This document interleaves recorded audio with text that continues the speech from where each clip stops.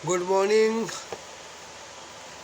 आज की कहानी स्टार्ट करने से पहले मैं आपसे रिक्वेस्ट करूंगा कि इस चैनल को आप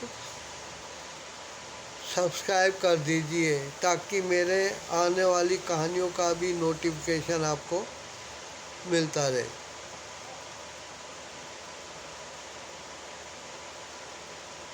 मैं अपने कोचिंग सेंटर जहाँ मैं शॉर्ट हैंड और इंग्लिश ग्रामर पढ़ाता हूँ को लास्ट बैच अटेंड करने के बाद बढ़ा के मैं घर पहुँचा तो पत्नी ने मुझे पानी दिया और साथ में एक पत्र भी दिया। मैं बहुत हैरान हुआ कि पत्र एक ज़माने के बाद किसी ने मुझे लिखा था, वरना मैसेज आते जाते रहते थे या फ़ोन मोबाइल पे बात होती थी। मैंने पत्नी से कहा, बच्चे क्या कर रहे हैं? तो पत्नी ने कहा कि बड़ा बेटा ड्यूटी से आ गया और छोटे बेटा शाम को अभी उसकी कैब लेने आएगी तो वो जाएगा ड्यूटी पे। इतने में मेरा छोटा सा पोता अभी दादू दादू करता हुआ मेरे पास आ गया और वो चिट्ठी देख के बहुत हैरान हुआ। कहता है, दादू ये क्या चीज़ है कि क्या है ये? मैं कहा, ये पत्र है, चिट्ठी, लेटर। कहता है, वो क्या होता है? तो मैंने कहा, मैं तुम्हें रात को सोते टाइम आज कहानी की जगह यही चीज़ बताऊंगा कि पत्र क्या होते हैं और आजकल वो कहाँ चले गए हैं। मैं कहा, बेटा तुम खेलो, मैं ज़रा अपने फ्रेंड का पत्र पढ़ लूँ। तो वो मेरा मोबाइल उठा के वीडियो गेम देखने लगा। मैंने चाय की चुस्कियाँ लेते हुए पत्र को खोला तो देखा तो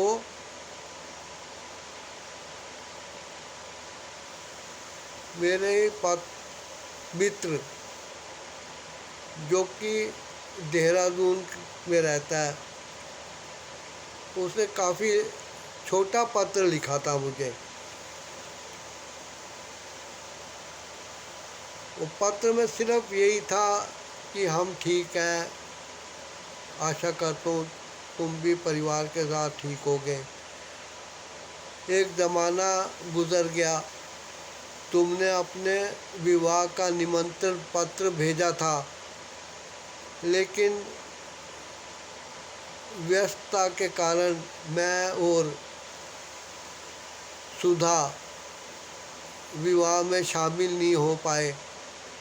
मैंने तुम्हें पत्र भी लिखा था। आज उसके बाद हमारी ना तो कोई बात हुई ना कोई मैसेज आया गया, लेकिन हम लोग दिल्ली आ रहे हैं तो मैंने सोचा कि तुम्हें मैं सूचित कर दूं।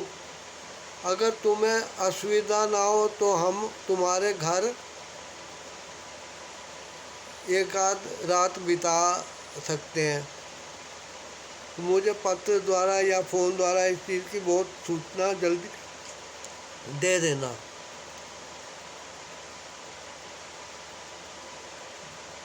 तो हम 3 जने आएंगे। उसने अपनी पत्नी का और पुत्र का नाम लिखते हुए बताया कि ये लोग भी हम तुम्हारे साथ मिलकर बहुत खुश होंगे। मैंने पत्र को वापस टेबल पे रख दिया और सोफे के साथ पीठ लगा के बैठ गया। मैंने आंखें बंद कर ली। जैसे ही उसने अपने पुत्र का नाम बताया, मेरे दिमाग में उथल पुथल मच गई। मुझे लगा कि एक दिन मुझे मोहरा बना के मनीष, यानी कि मेरा वो दोस्त जिसको मैं कभी कभी मनीष भी कहता था क्योंकि उसके परिवार ने उसको यही नाम दिया था, और उसकी पत्नी की शक्ल मेरे सामने आ गई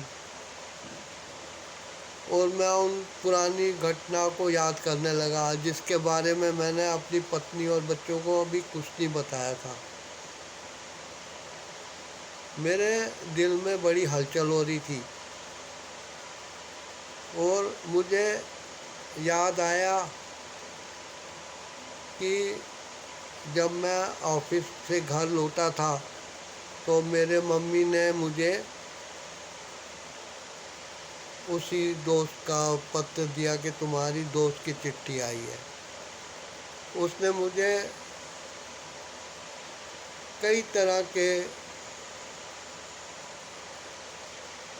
बहानेबाजी या लालच कह लो लिखते हुए पत्र लिखा था कि ये है शहर में ऐसा है, तुम आओगे तो ये करेंगे, तुम आओगे तो वो करेंगे, मैंने तुम्हारे लिए ये गिफ्ट ले रखा है, तुम्हें बचपन से जासूसी नावल कहानियाँ पढ़ने का शौक़ है, मैंने तुम्हारे लिए सारिका मैगज़ीन और कई जासूसी नावल, चेखव के नावल, ओ हेनरी के नावल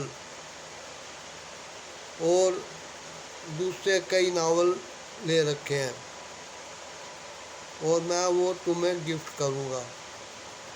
बस तुम किसी तरीके से 15-20 दिन की छुट्टी लेके देहरादून आ जाओ। अब क्योंकि मेरा जन्म स्थान देहरादून था, मिलिट्री हॉस्पिटल, जहाँ मेरे पिताजी मिलिट्री में होने के कारण पोस्टेड थे और देहरादून जाने का मुझे बहुत शौक़ था, तो मैंने अपने ऑफिस से छुट्टी ले ली और मैं जा पहुंचा देहरादून। रेलवे स्टेशन पे मेरा दोस्त अपनी पत्नी के साथ आया हुआ था। वहाँ हम लोगों ने एक बेंच पे बैठ के हल्का सा नाश्ता किया, जो कि वो अपने साथ थर्मस में चाय और कुछ खाने पीने का सामान लाया था। मुझे बहुत अच्छा लगा और उसकी पत्नी भी मुझे कहने लगी, आपने विवाह क्यों नहीं किया? तो मैंने बताया कि विवाह जब चाहेंगे मम्मी पिताजी अपने आप करेंगे, मुझे कोई इसकी चिंता नहीं है। हम लोग घर पहुँचे, रात भर हम लोग काफ़ी देर बात करते रहे। सुबह ऑफिस चले गया मेरा दोस्त और अपनी पत्नी को कह गया, इसका बहुत ध्यान रखना, ये बड़ा सेंसिटिव है, इसको कुछ बुरा ना लगे। सारा दिन उसकी पत्नी मेरे आगे पीछे घूमती रही और मुझे बताने लगी कि आपको ये डिश पसंद है, आपको ये डिश पसंद है, आपको सूजी के पोहे पसंद हैं, साबूदाने की फुलवड़ियाँ मैं शाम को आपके लिए बनाऊंगी, आपको ब्रेड पकोड़े बहुत अच्छे लगते हैं। तरह तरह की बातें करते हुए वो 4 दिन में से बातें करती। मैं दोपहर को कई बार सो भी जाता था जब छुट्टी हो, लेकिन उसने मुझे उस दिन सोने ही नहीं दिया, बातें ही करती रही। शाम को मनीष आया तो उसके चेहरे के हाव भाव देख के लगा कि वो बहुत उदास है। उसकी पत्नी ने पूछा, क्या बात है, ऑफिस में कोई बात होगी क्या, क्या बात है?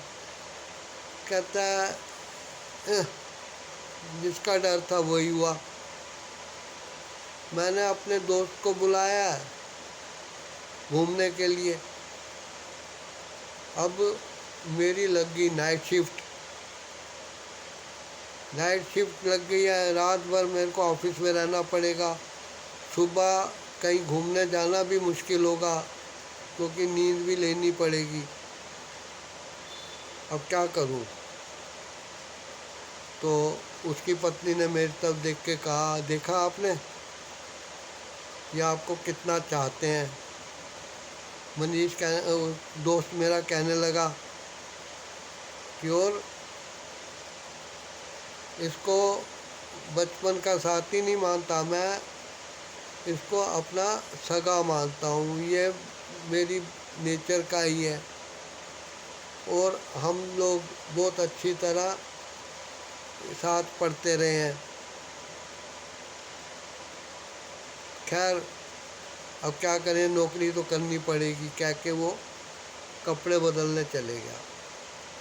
उसके जाने के बाद उसकी पत्नी आई और वहीं पास पड़ी कुर्सी पे बैठ के मुझे कहने लगी कि आपको अजीब लग रहा होगा इनकी नाइट ड्यूटी का सुन के। मैंने कहा इसमें अजीब लगने की क्या बात है भाई, नौकरी में अपना बस थोड़ी चलता है, नौकरी में तो हम किसी के अंडर काम करते हैं। तो वो कहने लगी सही कह रहे हो आप बहुत गंभीर और सुलझे हुए इंसान लग रहे हैं मुझे, कि आप हर चीज़ को आप ठीक समझते हैं, नेगेटिव नहीं लेते हैं। मनीष का, मेरे दोस्त का, मैं उसको बार बार मनीष कहता हूँ, मुझे उसका नाम याद आ जाता है, लेकिन आजकल लोग उसको मनीष के नाम से नहीं जानते थे। अब मेरे मुंह से ये मनीष निकल भी जाए तो क्या है, हमारी पुरानी दोस्ती जो हुई, तो यदि मैं उसको मनीष कहूँ तो उसको गलत मत लीजिएगा। वो आज जल्दी सो गया, उसकी पत्नी भी जल्दी सो गई, लेकिन बीच में एक दो बार वो मेरे कमरे में आई और टेबल लैंप जला के मैं एक नावल पढ़ रहा था, उसने मेरे टेबल लैंप को बंद किया और किताब लेके एक तरफ रख दी। कहने लगी आप भी अब सो जाइए क्योंकि मैं भी अब सोने जा रही हूँ, आपको किसी चीज़ की ज़रूरत तो नहीं है। मैंने कहा नहीं थैंक यू, पानी की एक बोतल मेरे पास ज़रूर रख दीजिए, रात को पीऊँगा मैं। उसने पानी रख के रख दिया। दूसरे दिन भी मनीष सोया रहा, उसकी पत्नी भी उसके साथ कमरे में थी। शाम को तैयार होने के बाद वो ऑफिस चले गया और अपनी पत्नी को कह गया इसका ध्यान रखना और इसको रात को अकेले ना छोड़ना, वरना ये अपना सामान बांध के स्टेशन भाग जाएगा। मैं हंस पड़ा, मैंने कहा नहीं ऐसी बात नहीं है, मैं छुट्टी लेके आया हूँ, तो संडे वनडे को तो हम जाएंगे घूमने, तो ऐसी कोई बात नहीं है, मैं अकेला भी कहीं होऊंगा। तो उसकी पत्नी कहने लगी अरे अकेले क्या, मैं आपके साथ चलूँगी, रेस्टोरेंट में लंच डिनर वगैरह ले सकते हैं। मनी वो चले गया ड्यूटी पर। रात का खाना खाने के बाद मैं अपने बेड पे लेट गया और तकिया ऊंचा करके मैं उसका सहारा लेके टेबल लैंप की लाइट में नावल पढ़ने लगा। इतने में उसकी पत्नी आ गई और उसने टेबल लैंप बंद कर दिया, नावल को लेके एक तरफ कर दिया और कहने लगी मैं आपके लिए छुहारे वाला दूध गरम करके ला रही हूँ, ठीक है, तब तक आप वॉशरूम जाना हो तो हो आओ। मैंने कहा ठीक है जी। वो मेरे लिए दूध ले आई, मैंने दूध पिया। छुहारे उसमें 3-4 डाल रखे थे जिनको मैंने बहुत टेस्टी होने के कारण दूध के साथ खाया। उसके बाद वो कहने लगी, मनीष कह रहे थे कि आपकी टांगे वगैरह भी रात को मैं दबा दूं और आपके सिर में मैं तेल भी लगा दूंगी। मैंने कहा ये क्या बात कर रही हो आप, ऐसे थोड़ी होता है। अरे कहती है नहीं, फॉर्मेलिटी मत करिए, इन्होंने कहा है तो ये मेरा फ़र्ज बन गया है। वो बेड पे चढ़ाई और धीरे धीरे मेरी टांगें घुटने लगी। टांगें दबाते दबाते वो कई बार इस तरीके से हाथ चलाती थी कि मुझे गुदगुदी होती थी। मैं टांगें समेट लेता था, वो उनको अपनी तरफ खींच लेती थी। एक बार तो उसने मेरी एक टांग को अपनी गोद में ले लिया और शरारती नज़रों से बोली, अब टांग खींच के दिखाओ। अब मैं अविवाहित था और नावल में मैंने कई संबंधों की कहानियाँ भी पढ़ी थी। मुझे ना जाने, जैसे एक हनी ट्रैप बोलते हैं ना, वो ट्रैप मुझे लगा मैं हनी ट्रैप में ट्रैप हो रहा हूँ। और मुझे एक सुख सा प्रतीत हुआ। अब जो हरकतें वो मेरे साथ करती रही वो मेरे लिए बहुत नई थी, लेकिन मुझे ऐसे लगा कि मेरे अंदर कोई भावनाओं का तूफान उठ खड़ा हुआ है।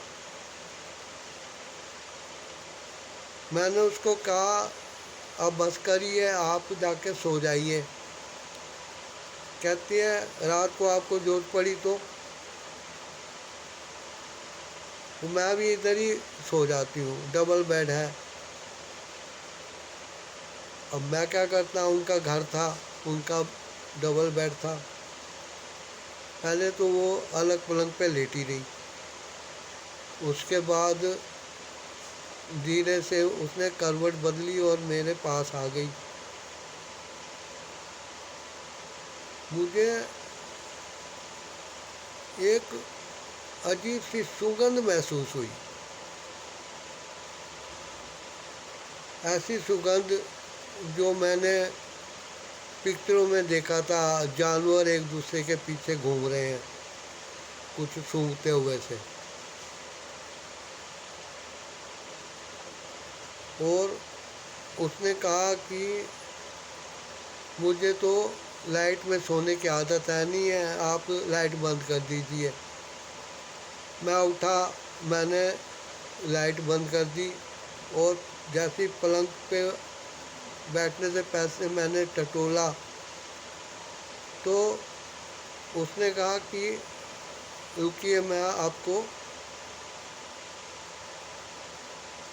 बताती हूँ कि कैसे आप आए। उसने मुझे अचानक खींच लिया और उसकी बाहों में मैंने अपने आप को पाया। उसके बाद एक तरह से मैं ऐसा बहक गया कि ना जाने क्या क्या हमारे बीच हो गया। ये चीज़ एक ऐसी चीज़ है जिसका ना तो कोचिंग है ना कुछ सिखाता है, लेकिन जब कोई मौका आता है तो सब कुछ अपने आप हो जाता है।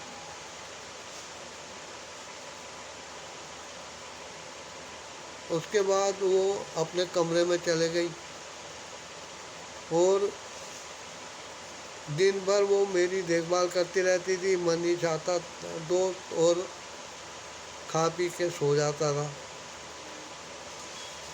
अब हर रात की यही रूटीन हो गई। उसके बाद मैं अपने छुट्टियां काटने के बाद वापस गाज़ियाबाद आ गया और अपने सर्विस पे जाने लगा। लेकिन मुझे बड़ा अजीब लगा कि मुझे रह रह के वहाँ की याद सताई जा रही थी। देखते देखते काफ़ी दिन बीत गए। बीच में एक दो बार टेलीफोन कॉल आई और हाल चाल बताया। उसने मेरे को बताया कि उनके घर एक नन्हा सा मेहमान आने वाला है और मुझसे वादा लिया कि उसके नामकरण संस्कार वगैरह पे मैं ज़रूर आऊँ, मुंडन संस्कार पे आऊँ। और जब मैं पहुंचा तो एक छोटे से झूले में एक नन्हा मुन्ना फूल सा बच्चा किलकारियाँ मार रहा था। मैं जैसे गया, मैंने झुककर पलंग में उस बड़े बच्चे को देखा तो अचानक वो औरतें जो पड़ोस में रहती थी उनमें कुछ खुशबुसाहट हुई और मेरे दिल में पता नहीं ऐसे लग रहा जैसे बल्लियों कुछ उछल रहा हो। मैंने आओ देखा ना ताओ बच्चे को एकदम उठा लिया। इस पर उन औरतों ने कहा, अरे क्या करते हो, ऐसे थोड़ी हैंडल करते हैं बच्चों को। लेकिन मुझे बड़ा अजीब सा लगा, जैसे अंतरात्मा किसी अपनी ही आत्मा को देखकर किलकारियाँ मार रही हो।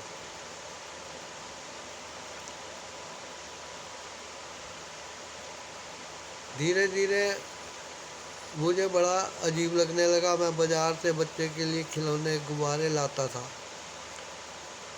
अब मेरा दोस्त और उसकी पत्नी गर्मजोशी से मेरे से मिल नहीं रहे थे, कुछ कच्चे कट्टे से रहते थे।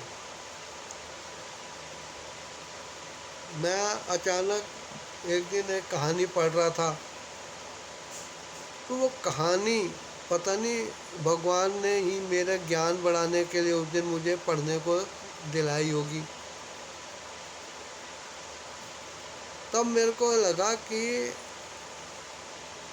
ये जो बच्चा है कहीं उन रातों का रिज़ल्ट तो नहीं है जब मनीष मेरा दोस्त नाइट ड्यूटीज़ पे जाता था और उसकी पत्नी आके मेरी सेवा करती थी। मुझे ऐसे लगा जैसे मेरे हाथों से कुछ छूट गया है। मेरा दिल किया मैं अपने दोस्त और उसकी पत्नी से उस बच्चे को लेके अपने घर चले जाऊं, लेकिन उस बच्चे को ले जाके मैं कैसे पालता, अपने माँ बाप को क्या बताता, भाई बहनों को क्या बताता, क्योंकि तब तक तो मैं भी अविवाहित था। मुझे मन महसूस कर वापस गाज़ियाबाद आना पड़ा। उसके बाद मैं धीरे धीरे उन यादों से दूर होता गया। मैंने उस बारे में सोचना बंद कर दिया। लेकिन आज फिर उसकी चिट्ठी आई और मुझे लगा कि मेरे ही खून का एक अंश आज इस घर में प्रवेश करेगा और उनको मैं अपने बच्चों के साथ, बेटों के साथ, बहुओं के साथ, पोते के साथ जब बैठा हुआ देखूंगा तो मेरे से क्या बीतेगी। मैं इसी चक्कर में हूँ। मेरे समझ नहीं आ रहा कि मैं अपने दोस्त को फ़ोन करके क्या कहूँ कि तुम तुरंत से भी फ़ौरन पहले आ जाओ। लेकिन मन में एक इंतज़ार घर करके बैठ गया है और मैं सोच रहा हूँ कि कैसे मैं उन दोनों का सामना करूँगा और वो मुझे देखकर क्या सोचेंगे। इस कहानी को समय देने के लिए आपका बहुत बहुत धन्यवाद है। आशा करता हूँ आप इस चैनल को सब्सक्राइब करके मेरे आने वाली कहानियों को भी जानने की कोशिश करेंगे। बहुत बहुत धन्यवाद।